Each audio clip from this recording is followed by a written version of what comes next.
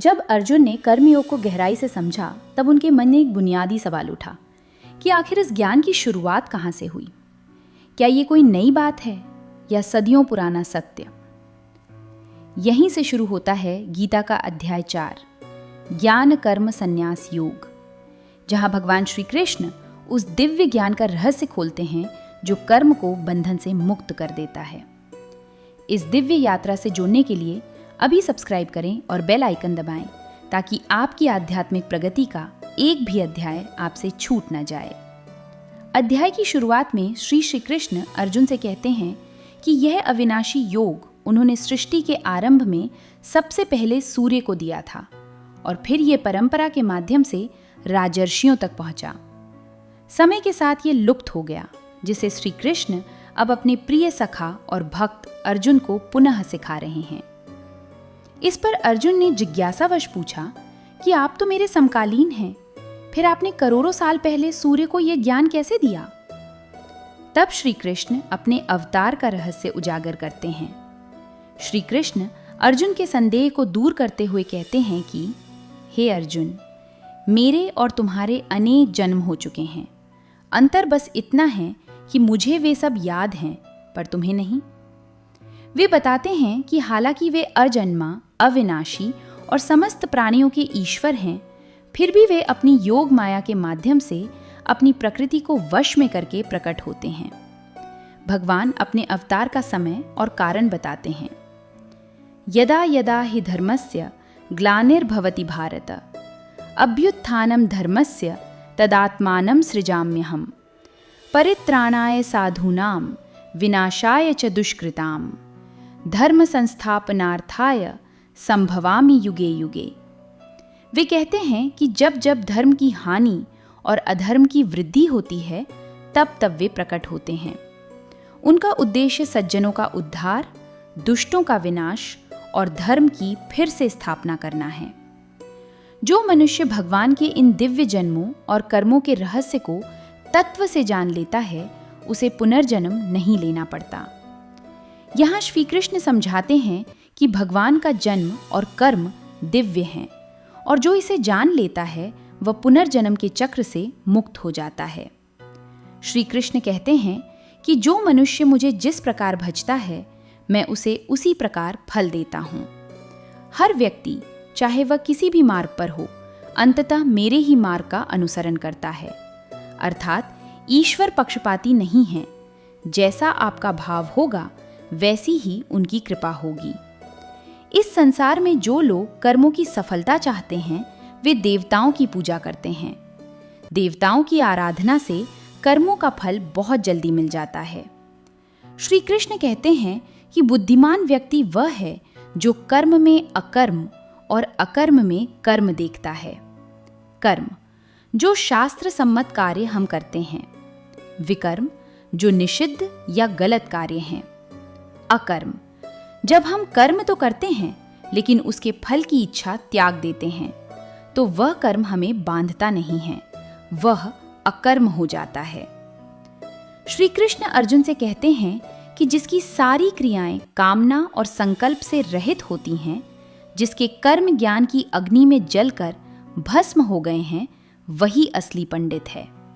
अर्थात यदि हम फल की चिंता किए बिना कर्म करें तो कर्म हमें बांधेंगे नहीं। जो मनुष्य कर्म में अकर्म देखता है और अकर्म में कर्म देखता है, वह मनुष्यों में बुद्धिमान है और वह संपूर्ण कर्मों को करने वाला योगी है। तात्पर्य, जब आप काम तो कर रहे हैं लेकिन अहंकार और फल की इच्छा छोड़ दी है, तो वह कर्म में अकर्म है। वहीं अगर कोई बाहर से शांत बैठा है पर मन में योजनाएं बना रहा है, तो वह अकर्म में कर्म है।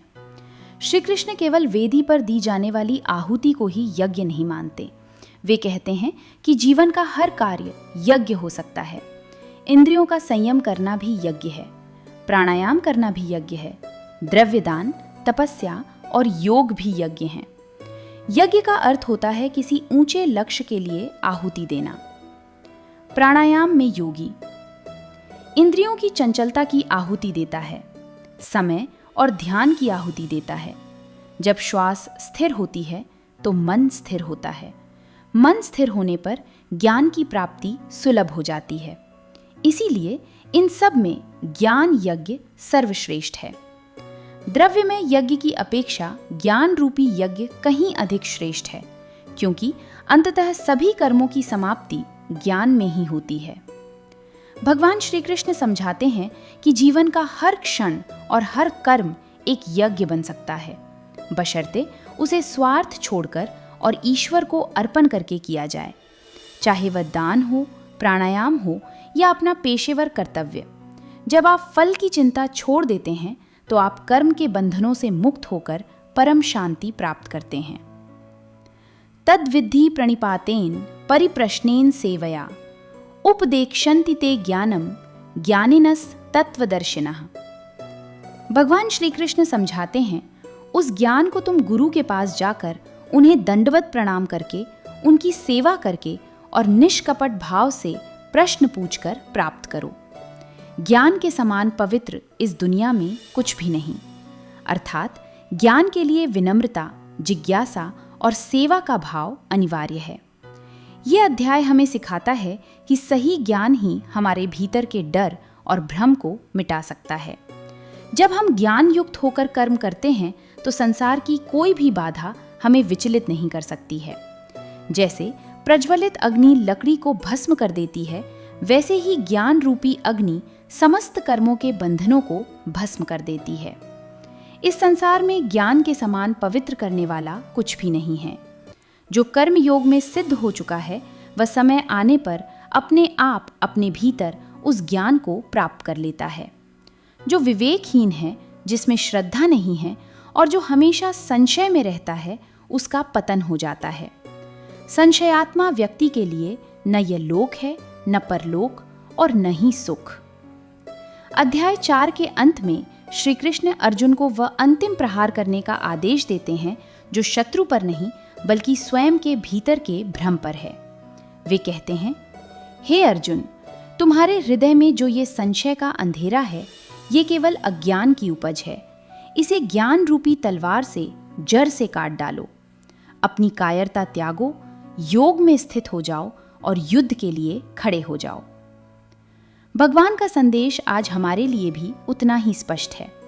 अपने डर और शंकाओं को छोड़ो, ज्ञान को अपनी ढाल बनाओ और अपने हिस्से का युद्ध, आपका कर्तव्य, पूरी निडरता से पूरा करो।